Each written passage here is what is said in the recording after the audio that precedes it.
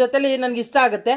ದುಃಖ ಏನಪ್ಪ ಅಂತ ಹೇಳಿದ್ರೆ, ಅಕ್ಕಪಕ್ಕ ರೋಡ್ ಸೈಡಲ್ಲಿ ಇದ್ದಂಥ ಅಂಗಡಿಗಳು, ಹೆಚ್ಚುವರಿ ಮಾಡಿದಂಥ ಅಂಗಡಿಗಳು, ಮತ್ತು ಫುಟ್ಪಾತ್ ಮೇಲೆ ಏನು ಈ ಟಾರ್ಪಲ್ಲು ಸೀಟೆಲ್ಲನೇ ಹೆಚ್ಚಾಗಿ ಹಾಕೊಂಡು ಅಂಗಡಿನ ಜಾಸ್ತಿ ಮಾಡಿಕೊಂಡು ಬದುಕಿ ಬಾಳ್ತಾ ಇದ್ದಂಥವ್ರು 100-200 ಸಂಪಾದನೆ ಮಾಡ್ತಾ ಇದ್ದಂಥ ವ್ಯಕ್ತಿಗಳ ಅಂಗಡಿಗಳೆಲ್ಲ ಇವತ್ತು ಡೆಮಾಲಿಸ್ ಮಾಡ್ತಾ ಇದ್ದಾರೆ. ಯಾಕಪ್ಪ ಡೆಮಾಲಿಸ್ ಮಾಡ್ತಾ ಇದ್ದಾರೆ ಅಂತ ಹೇಳಿದ್ರೆ, ರೋಡ್ಗೆ ಜಾಗ ಬಿಡದೇ ಇರುವಂಗೆ ಒಂದು ದೊಡ್ಡದೇ ಯಾವುದಾದ್ರೂ ವೆಹಿಕಲ್ಲು, ಬಸ್ ಆಗಿರ್ಬೋದು, ಲಾರಿ ಆಗಿರ್ಬೋದು ಹೋದ್ರೆ ಪ್ರತಿಯೊಂದು ಆ ಕಡೆ ಈ ಕಡೆ ಹಾಕಿರೋ ಶೀಟ್ ತವಿಂದ ತಡೆಯೋ ರೀತಿಯಲ್ಲಿ ಮಡಗಿದ್ರು. ಹಂಗಾಗಿ ಮತ್ತು ತುಂಬ ವರ್ಷದ ಕನಸಿದು ರೋಡು ಅಗಲ ಆಗಬೇಕು ಅಂತ ಹೇಳೋದು.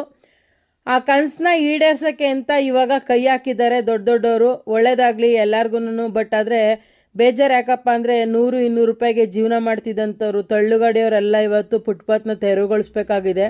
ಹಂಗಾಗಿ ಬೇಜಾರಾಗ್ತಾ ಇದೆ.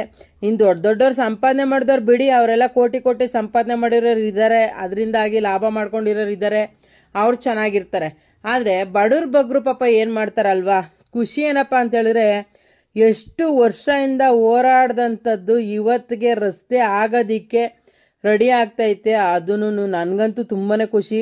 TV ಸರ್ಕಲಿಂದ ಹಿಡಿದು ಕೊಲ್ಲಿ ಸರ್ಕಲ್ ತನಕ ಎಲ್ಲಿ ತನಕ ತೆರವುಗೊಳಿಸ್ತಾ ಇದ್ದಾರೆ ಅಂತ ಹೇಳಿದ್ರೆ ಪೂರ್ತಿ ಇನ್ನೊಂದು ಸ್ವಲ್ಪ ದಿವಸದಲ್ಲೇ ಡೆಮಾಲಿಸ್ ಕೂಡ ಆಗುತ್ತೆ. ರೋಡ್ ಅಳತೆ ಬಂದಿದೆ, ಎಲ್ಲ ನೋಟಿಸ್ ಎಲ್ಲ ಜಾರಿಯಾಗಿದೆ, ಮತ್ತು ಚೆನ್ನಾಗಿ ಆಗುತ್ತೆ ರೋಡು ಅನ್ನೋದು ಒಂದು ಖುಷಿ ಇದೆ. ನಿಜವಾಗ್ಲೂ ತುಂಬಾ ಖುಷಿ ಆಗ್ತಾ ಇದೆ.